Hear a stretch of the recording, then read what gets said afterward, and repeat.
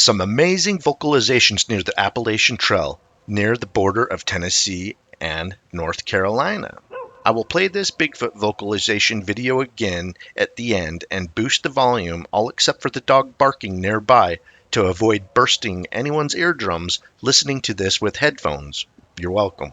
I want to give you the backstory first. Derek writes RMSO. My friend Shannon sent me this from Western North Carolina. They went on for a couple of weeks, most nights in October.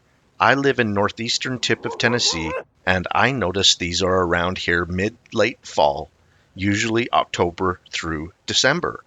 I'm about 15 minutes from the Appalachian Trail. RMSO responds, "Thanks for sending the vocalizations, the photos, and the eye shine video. Shannon did a great job capturing those amazing vocalizations on video." Derek continues, "I saw them a couple of times, one standing beside the road one morning, and two in my backyard about 4:40 a.m. as I leave from work." RMSO continues, "That early? There isn't enough light to get a good photo or video. That's why they're so hard to capture on camera. Not only are they rare, they are nocturnal too." Derek continues, "I got eye shine though. I recorded a video for about 8 seconds. Then my phone died, even though I just got it off the charger for work." RMSO asks, "Like it zapped the power in 8 seconds from the phone?" Derek, "Yes, it was dead after that. Light from the phone was the only light I had. I smelled something nasty when I was opening my front door and felt like I was being watched. I turned on the video and raised it up towards my backyard, and that's when I saw those two sets of eyes.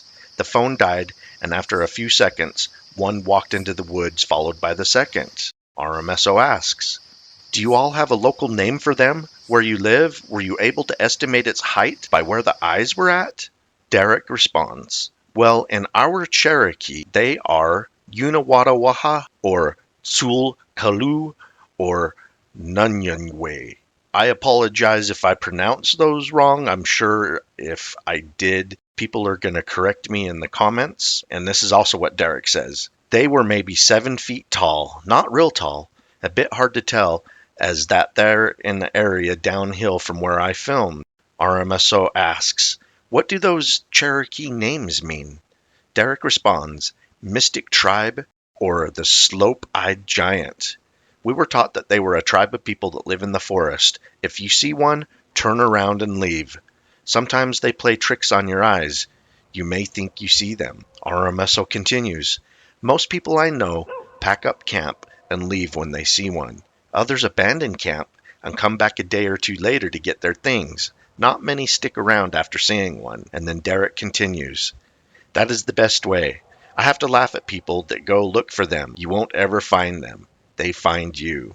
RMSO responds, "Thank you for giving me the meaning or definition of these Cherokee names of Sasquatch. I'm always interested in local lore of these creatures." Derek says, "You're welcome. They are definitely around here, just not all the time."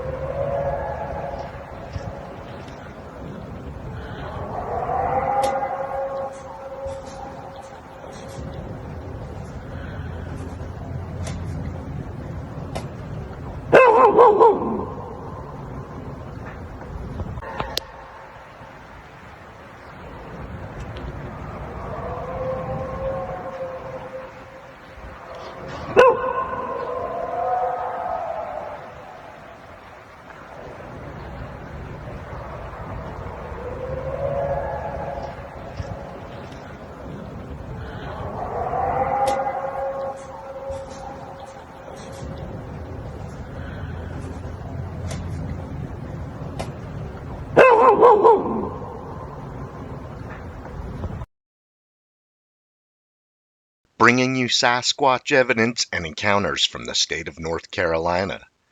Growling Bigfoot harasses renters at cabin near Cherokee, North Carolina. John M.B. writes RMSO. We had an encounter in Whittier, North Carolina in 2021. I had a cabin rental. That Friday, we came in late from sightseeing in the area around Cherokee. While she fixed us a late-night snack, something made noise on the porch. I went into the kitchen to look out the window and saw nothing.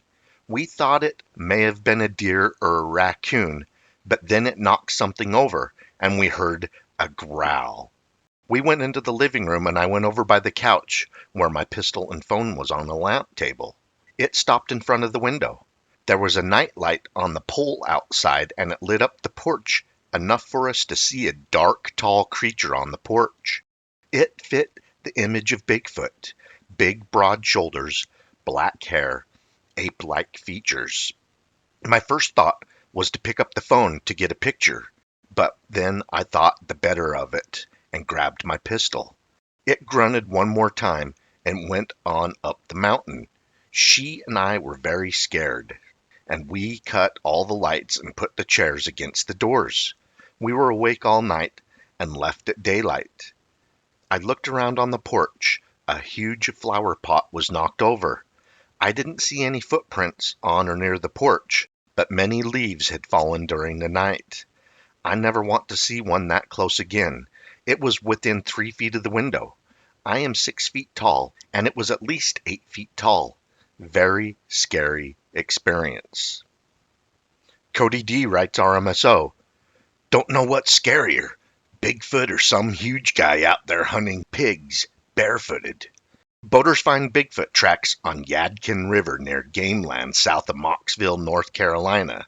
Cody writes and says, randomly ran across one of your blog articles and it reminded me of my strange encounter. Cody's talking about a 22-month-old toddler that was missing for 3 days and 3 nights. It was all over the news.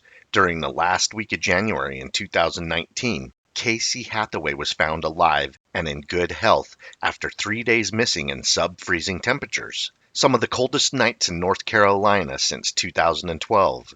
Craven County Sheriff Chip Hughes said, according to Casey, he spent 2 days hanging out with the bear. Many people, including me, think North Carolina Sasquatch cared for this lost boy until searchers came along to rescue him. Cody D continues, a few years back in the foothills of North Carolina, we ran across some tracks. It was 50 degrees that morning, and these were found on a small bank on the river that was miles from the nearest boat ramp, also miles from the nearest homes. There was also a smaller set of tracks that seemed to be on its tiptoes. Both tracks led into the water. There were no signs of a boat that had pulled up on the bank, and it was pouring rain about a day before. My buddy said I don't know what's scarier, Bigfoot or some huge guy out here hunting pigs barefooted. It's worth noting, I'm 6'2", 240 pounds with a size 12 boot. I took my boot off and pressed hard into the sand, and you can see whatever it was much bigger and heavier than me. Crazy. Also, have heard wood on wood knocks and lots of random trees falling while we were hunting over the years. Weird stuff. I can assure you, though, this is not something we did as a joke or a prank. We were taking some hunting gear down to the river to be picked up by a boat, as opposed to walking it out, and that's how we stumbled across them. Strange stuff. RMSO responds, do you happen to have any more photos? I see a partial track ahead of the one you are documenting. Even if they aren't as nice, it would be good to see more than one of the trackway. What part of North Carolina, and what was the name of the river? Cody continues, I can check, but don't believe so. I pulled those pictures from my Instagram post like 4 or 5 years ago when it happened. The only tracks we saw headed right into the water. I only posted that one track because it was the most definitive as far as outline. The foothills and the Yadkin River out near the game land south of Mocksville. They say black panthers don't exist in North Carolina either, but I saw one of them with my own eyes about 10 years ago while leaving hunting in the evening on the side of the road. What I don't get with the whole Bigfoot thing, though, is how no one can see them to get them on trail camera. But the footprints we saw just don't make sense for someone to be out there on a cold morning barefoot and being that large. Could happen, I guess. Just not normal at all. RMSO continues. The creature has been captured on game camera several times. Less often than the rare handheld camera video or photo, many researchers, including our team, believe the reason is the creature can see the infrared trigger beam and then avoids the areas they are in. Cody responds, well, I imagine if they can smell and are almost as smart as us, they can hear and smell and see us coming and know if we have set one up. Trust me, I was a non-believer, but ever since I saw that track, it's made me question things, especially the sounds I've heard out there. RMSO continues. Using trail cameras for over 12 years, they give off a lot of scent themselves. You can smell the plastic, electronics, and batteries especially when they are new. And the Sasquatch more than likely have a nose as good as a bear or a bloodhound, and so they may avoid them from the smell alone. Cody responds, that doesn't surprise me one bit, and kind of what I've thought. I know if I'm 240 pounds, whatever it was is a lot damn bigger than me based on how deep that print was compared to mine. Definitely wouldn't want to cross paths with one without my gun. It also seemed like they were running from us 'cause the tracks was fresh, like we pushed them across the river. And all the places I've hunted, I've never heard the wood on wood knock though, almost like they were trying to scare us off or something.